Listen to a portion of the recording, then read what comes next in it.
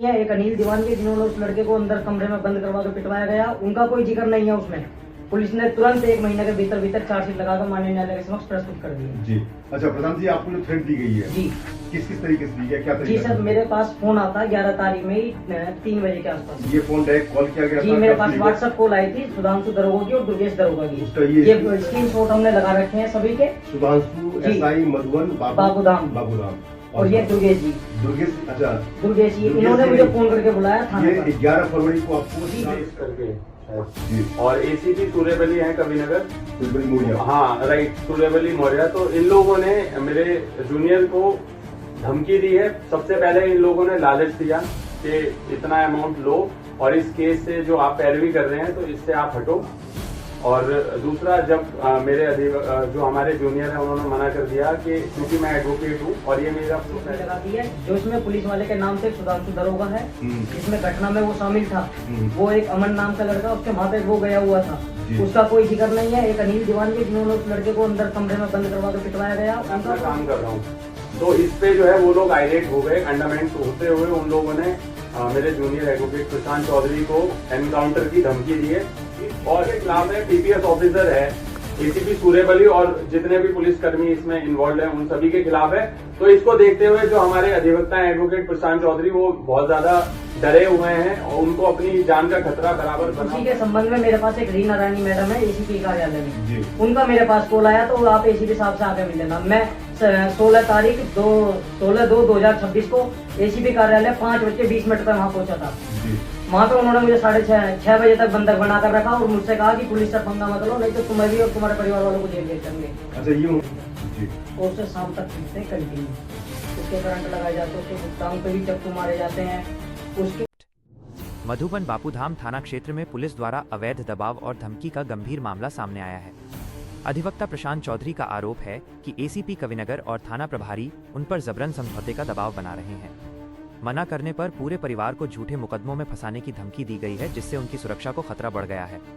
इस मामले को सुप्रीम कोर्ट के अधिवक्ता इसरार खान ने उठाते हुए निष्पक्ष जांच और दोषियों के खिलाफ सख्त कार्रवाई की मांग की है। हाँ वकील साहब, क्या मामला है, किस लिहाज आपने पीसी रखी है? एक्चुअली एक एफआईआर लॉन्च हुई थी मधुबन बापूधाम थाने में 38/2026। उसमें एप्लीकेंट है आनंद, जिसमें मेरे जूनियर एडवोकेट प्रशांत चौधरी उस केस की पैरवी कर रहे थे। पैरवी करने के दौरान वहां पे कोई थाना अध्यक्ष है, पता नहीं कुछ नाम है, अखिलेश करके है जी, और एसीपी सूर्यबली है कविनगर, सुलबली मोरिया। हाँ राइट, सूर्यबली मौर्य। तो इन लोगों ने मेरे जूनियर को धमकी दी है। सबसे पहले इन लोगों ने लालच दिया कि इतना अमाउंट लो और इस केस से जो आप पैरवी कर रहे हैं तो इससे आप हटो। और दूसरा, जब जो हमारे जूनियर है उन्होंने मना कर दिया कि क्योंकि मैं एडवोकेट हूँ और ये मेरा प्रोफेशन है तो मैं अपना काम कर रहा हूँ, तो इस पे जो है वो लोग आइरेट हो गए। अंडरमाइन होते हुए उन लोगों ने मेरे जूनियर एडवोकेट प्रशांत चौधरी को एनकाउंटर की धमकी दी है और ये भी बोला है कि अगर तुम ज्यादा जो है बदतमीजी या ये उनके हिसाब से ये बदतमीजी है पैरवी करना, एक एडवोकेट जो केस की पैरवी कर रहा है ये उनके हिसाब से बदतमीजी है। तो उनका ये कहना है कि अगर आप इस तरीके की चीजें करते रहेंगे लगातार तो आपको, आपके खिलाफ, आपके परिवार के खिलाफ, अगर कोई हमारे पास में जो मुकदमे चल रहे हैं उसमें एक्यूज के तौर पे हम आपको ऐड करेंगे, या तो कोई नया मुकदमा आपके ऊपर दर्ज करेंगे या कोई भी अप्रिय घटना हम आपके साथ कारित कर सकते हैं जी। उसके चलते फिर हमने जो है honourable chief judicial magistrate Ghaziabad के समक्ष एक प्रार्थना पत्र प्रस्तुत किया। जी जी जी, ये प्रार्थना पत्र प्रस्तुत करके हमने सारे जो एक्यूज हैं उनको मेंशन किया हुआ है यहाँ पे जी, ठीक है। और उस पे जो है ऑनरेबल सीजीएम ने संज्ञान लेते हुए इमीडिएट एक्शन बेसिस पे CP Ghaziabad mister J Ravindra Gaur को नोटिस जारी करके जो है प्रोग्रेस रिपोर्ट यानी कि आख्या तलब की है कि इस पे आपने क्या एक्शन लिया है, क्या आपकी इन्वेस्टिगेशन रही है इस केस में। तो first notice was issued on 25th of March 2026 and the next was issued on 31st of March 2026, right? पहले नोटिस पे जवाब नहीं आया तो दोबारा से जो है ऑनरेबल सीजीएम जो हमारे गाजियाबाद के चीफ जुडिशियल मजिस्ट्रेट साहब हैं उन्होंने दोबारा नोटिस इशू किया कि क्योंकि माननीय high court honourable high court का जो डायरेक्शंस हैं, काफी बहुत सारे जजमेंट्स हैं और डायरेक्शंस हैं कि ऐसी केसेस को 2 महीने के अंदर अंदर जो है 60 डेज एग्जैक्टली डिस्पोज ऑफ किया जाए। तो ऐसी स्थिति में आपकी रिपोर्ट जो है वो बहुत ज्यादा मैंडेटरी है। ठीक है। तो उस पे जो नोटिस हुआ है उसके बाद में कोई सीपी गाजियाबाद ने डायरेक्शन दिया है, कोई नाम है एडीसीपी है mister Piyush Kumar Singh crime, ADCP crime है। तो उनके द्वारा फोन कराया गया उनके ऑफिस से हमारे जो अधिवक्ता हैं एडवोकेट प्रशांत चौधरी को कि आप आइए और आपका जो भी आपने प्रार्थना पत्र माननीय न्यायालय में प्रस्तुत किया है उस पर आकर जो है आपको बयान देना है। जबकि honourable supreme court Bhajanlal versus state of Haryana, Lalita Kumari versus state of UP में it is more than clearly mention के ये आपको वादी की सुविधा के अनुसार उनके प्लेस पे जाकर कोई भी ऐसा स्टेटमेंट रिकॉर्ड करना है या उनसे बातें करनी है उस केस के संबंध में, तो कोई भी पुलिस अधिकारी किसी भी रैंक का हो, चाहे irrespective of the designation, the particular police officer has to visit the applicant's place. जी। क्योंकि ये कंप्लेन जो है एसीपी के खिलाफ है, पीपीएस ऑफिसर है एसीपी सूर्यबली और जितने भी पुलिसकर्मी इसमें इन्वॉल्व हैं उन सभी के खिलाफ है। तो इसको देखते हुए जो हमारे अधिवक्ता हैं एडवोकेट प्रशांत चौधरी वो बहुत ज्यादा डरे हुए हैं और उनको अपनी जान का खतरा बराबर बना हुआ है। ऐसी स्थिति में he is not feeling safe to visit the ADCP office also. तो उसके चलते हुए हमने 2 तारीख को 2 अप्रैल 2026 में advisrar@gmail.com से मेल आईडी से मेल किया है एडीसीपी क्राइम को, सीपी गाजियाबाद को, सीएम यूपी को एंड डीजीपी लखनऊ को, सबको सीसी में लेते हुए कि because of so and so reason, ये रीजन है और माननीय सर्वोच्च न्यायालय के इन जजमेंट्स के मुताबिक जो है आपको हमारे प्लेस पे ये एफआईआर मेरे गांव का लड़का है, उसके साथ मारपीट हुई थी। आपका गांव कौन सा है? जी मेरा गांव सदरपुर है। सदरपुर। उसके साथ पुलिस के 2 लड़के थे, करण और बर्तन, वो दोनों पुलिस के मुखबिर हैं अच्छे खासे, पुलिस अच्छी पकड़ है उनकी। वो लोग हमारे गांव के लड़के को पकड़ के लेकर जाते हैं 9 तारीख में सुबह 8-9 बजे और उसे शाम तक पीटते हैं कंटिन्यू। उसके करंट लगाए जाते हैं, उसके गुप्तांग पे भी चक्कू मारे जाते हैं। उसके बाद में जब मुझे जानकारी हुई, उन्होंने मेरे पास फोन करा 10 तारीख में। 10 तारीख में शाम को जाकर मैं उसके पास गया, मैंने थाने पे जाकर तहरीर दी, एप्लीकेशन लिखवाकर उस पर मुकदमा दर्ज कराया। 11 तारीख में मुकदमा दर्ज हुआ जी। 11 तारीख में फिर जब इसकी सूचना उन्हें हो गई पुलिस वालों को, ये 11 मार्च थी, 11 फरवरी 2026। 11 फरवरी जी जी। तो ऑलरेडी अगर देखा जाए तो आज तो 1 महीने से ज्यादा हो गए। जी सर, जी 1 महीने से ज्यादा हो गई है। पर लेकिन परंतु उसमें जो है पुलिस वालों ने चार्जशीट भी लगा दी है। जो इसमें पुलिस वाले के नाम से सुधांशु दरोगा है, जिसमें घटना में वो शामिल था, वो एक अमन नाम का लड़का, उसके वहां पे वो गया हुआ था, उसका कोई जिक्र नहीं है। एक अनिल दीवानजी जिन्होंने उस लड़के को अंदर कमरे में बंद करवा कर पिटवाया गया, उनका कोई जिक्र नहीं है उसमें। पुलिस ने तुरंत 1 महीने के भीतर चार्जशीट लगाकर माननीय न्यायालय के समक्ष प्रस्तुत कर दी। अच्छा प्रधान जी, आपको जो थ्रेट दी गई है जी किस तरीके से दी है, क्या जी सर, मेरे पास फोन आता है 11 तारीख में ही 3 बजे के आसपास। ये फोन डायरेक्ट कॉल किया गया जी, मेरे पास व्हाट्सएप कॉल आई थी सुधांशु दरोगा की और दुर्गेश दरोगा की। उसका ये स्क्रीन शॉट हमने लगा रखे हैं सभी के। सुधांशु एसआई मधुबन बाबूधाम और ये दुर्गेश जी।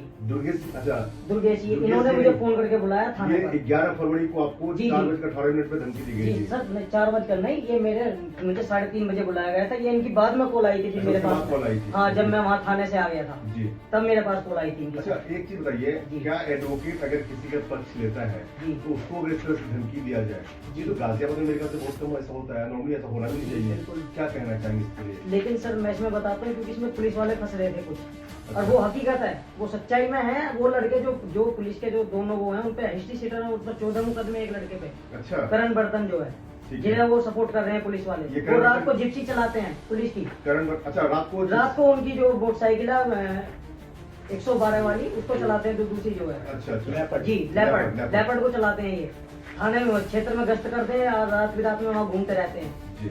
अब आप क्या चाहते हैं शासन? सर मैं शासन प्रशासन ये चाहता हूँ जो भी हो, अगर बिल्कुल निष्पक्ष जांच करके मुझे न्याय दिलाया जाए और मेरे परिवार की सुरक्षा की जाए। वो जो चार्जशीट दाखिल कर दी गई है, क्या आप उसे फिर से ओपन करवाना चाहते हैं? जी सर, उसमें मैं दोबारा उसमें जांच होगी। अभी उसमें न्यायालय के समक्ष जो भी अभी पहले उनके जवान प्रमाण लेंगे, वो उसके बाद में बयान कहूंगे, बयान के बाद उसमें आगे कार्रवाई करेंगे। ठीक है, आपने फर्दर ये जो घटना घटी है, जो आपको थ्रेट दिया गया है, उसके बाद आपने लीगल कोई एक्शन लिया? जी सर, हमने 17/2/2026 को हमने सीपी साहब के यहाँ पे एक प्रार्थना पत्र दिया था लिखित में, राजेंद्र गौर जी के पास। जी जी जी।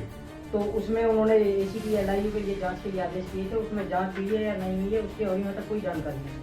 आप दोबारा फिर उनसे संपर्क किया आपने? सर संपर्क नहीं करा, फिर हमने कोर्ट से 1.5 महीने बाद हमने फिर माननीय न्यायालय। अच्छा, डेट 45 डेज के बाद? जी जी, वो एग्जैक्ट 45 डेज के बाद आपने न्यायालय में दिया है? जी सर। ओके, ठीक है।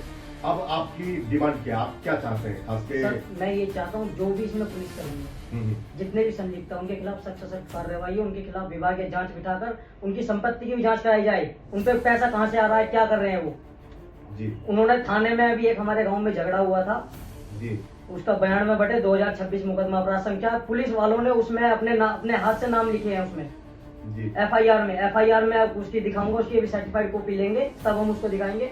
उसमें 11 लोगों के नाम गांव के लोगों को फंसाया गया जो पढ़ने वाले बच्चे हैं।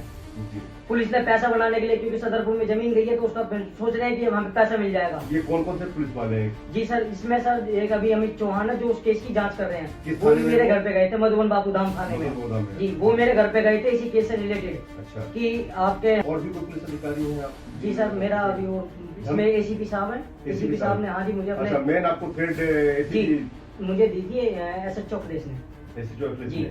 और एसीपी साहब ने मुझे उसी संबंध में, मैंने 15/2/2026 को एक ऑनलाइन जन सुनवाई पे प्रार्थना पत्र डाला था, उसी के संबंध में मेरे पास एक रीना रानी मैडम है एसीपी कार्यालय में जी। उनका मेरे पास कॉल आया तो आप एसीपी साहब से आके मिल लेना। मैं 16/2/2026 को एसीपी कार्यालय 5:20 पे वहाँ पहुंचा था जी।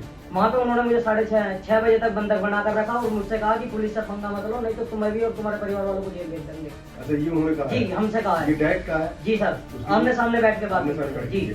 ये जो उन्होंने कही थी वो एसीपी ऑफिस के अंदर की थी? जी सर, एसीपी ऑफिस के एसीपी अंदर। ऑफिस में सीसीटीवी कैमरे लगे हैं? जी सर, मुझे उसकी जानकारी नहीं नहीं लगे तो होते हैं, लगे होते सर, हैं लगे नहीं है वहाँ पे, लगे नहीं है वहाँ पे। नहीं। अच्छा, ठीक है।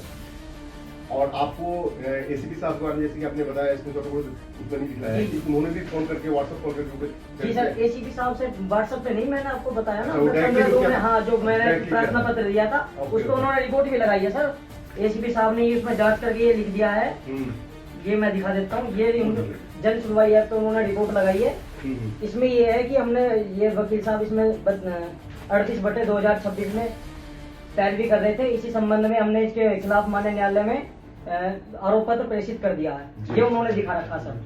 ठीक है जी, और कुछ कहना चाहेंगे इस एक्चुअली समझने की जरूरत ये है, अगर पुलिस को कोई भी प्रार्थना पत्र दिया जाता है किसी भी संबंध में, तो मैं सभी, क्योंकि कुछ ऑनेस्ट पुलिस ऑफिसर्स भी हैं, मैं सभी के पुलिस कर्मियों के कार्य में जो है ये सवाल नहीं उठाऊंगा, बट कुछ पुलिस कर्मी जैसे कि एसीपी सूर्यबली हैं, इन लोगों को ये बात समझने की जरूरत है कि जो चीजें प्रार्थना पत्र का पार्ट है उसकी जांच करो और उस पे जो रिपोर्ट लगानी है वो लगाओ। अगर इनसे कोई भी प्रार्थना पत्र किसी चीज के लिए अगर दिया जाता है तो वो उसका जो है निस्तारण करके उस पे रिपोर्ट ना लगा के कुछ अलग रिपोर्ट लगाते हैं। ऐसा ही same is the case with this particular application which was given to the CP Ghaziabad, even the IGLS में जो हमने कंप्लेन की है वो एसएचओ अखिलेश और जो उनके साथ संलिप्त पुलिसकर्मी है उनके खिलाफ की है। तो उस पे जांच क्या की है उसको ना दिखाते हुए इन्होंने ये दिखाया कि जो हमने ये मुकदमा रजिस्टर किया था उस पे चार्ज लगा। हमें क्या मतलब है इस बात से, वो आपने लगा दी, वो आपका काम है, एहसान थोड़ी ना कर रहे हैं आप हमारे ऊपर। आप अपना काम कर रहे हैं और ऊपर से आप उसको हमें गुमराह करके गलत तरीके से दिखा रहे हैं। हमारा मुद्दा ये है कि आपने एसएचओ अखिलेश और जितने भी उसमें इन्वॉल्व पुलिस ऑफिसर्स हैं उनके खिलाफ क्या एक्शन लिया, क्या जांच आया, क्या आपकी जांच का क्या जो है सारांश क्या है, क्या रिजल्ट है आपके जांच का, वो आप हमें बताइए ना, पहली बात। और कुछ जो है समझने की जरूरत ये भी है, ये लोग जो भी इन्वेस्टिगेशन करते हैं उसका कोई रिकॉर्ड ही नहीं होता, ये लोग अपनी मर्जी से जांच की रिपोर्ट लगाते हैं। इनसे ये पूछा जाए कि क्या आपके पास में कोई ऐसी वीडियो को आप समझने की जरूरत है। जब मेरे जूनियर एडवोकेट प्रशांत चौधरी जब ये एसीपी सूर्यबली के पास गए तो फोन को जो है अगर हम फोन में रिकॉर्डिंग करते हैं तो उसमें क्या प्रॉब्लम है, जबकि DK Basu versus versus union of India में ये क्लियरली मेंशन्ड है कि वीडियोग्राफी हम कर सकते हैं। पुलिस स्टेशन पब्लिक प्लेस है, आर्टिकल 21(14) का वायलेशन भी ये करते हैं। उसको देखते हुए क्या आप वीडियोस नहीं बना सकते, आप रिकॉर्डिंग क्यों नहीं कर सकते? भाई ऐसा क्या रीजन है? वो पब्लिक प्लेस है, आपके हम घर में तो आए नहीं है। अगर हम आपके घर में हैं तो आप बताइए, और फिर उसके साथ साथ ये लोग अपने CUG यानी कि क्लोज यूजर ग्रुप पे ये लोग जो है इनको सरकारी नंबर दिया गया क्योंकि ये एक संवैधानिक पद पे बैठ के जो है कार्य कर रहे हैं, तो ये लोग उस CUG नंबर को ब्लैकलिस्ट करते हैं। मतलब CUG नंबर पे वादी का एग्जैक्टली वादी का नंबर ब्लैकलिस्ट कर रहे हैं। तो ये राइट है। और ये Bhajanlal Bassi state of Haryana, Lalita Kumari Bassi state of UP में भी ये क्लियरली मेंशन है कि आप अपने किसी भी CUG नंबर पे मतलब इसको इस तरीके से मेंशन किया हुआ है कि वादी का जो राइट्स हैं उसको आप देने से यानी कि वादी के राइट्स का आप जो है उल्लंघन नहीं कर सकते और आप उसको मना नहीं कर सकते। और ये ब्लैकलिस्ट करने का मतलब कहीं ना कहीं ये हुआ कि आप उसके राइट्स को वायलेट कर रहे हैं, आप उसको न्याय नहीं देना चाह रहे हैं, उस आदमी का प्रॉपर्टी घोषित एग्जैक्टली। अब इसमें मैं आपको एक चीज और बताना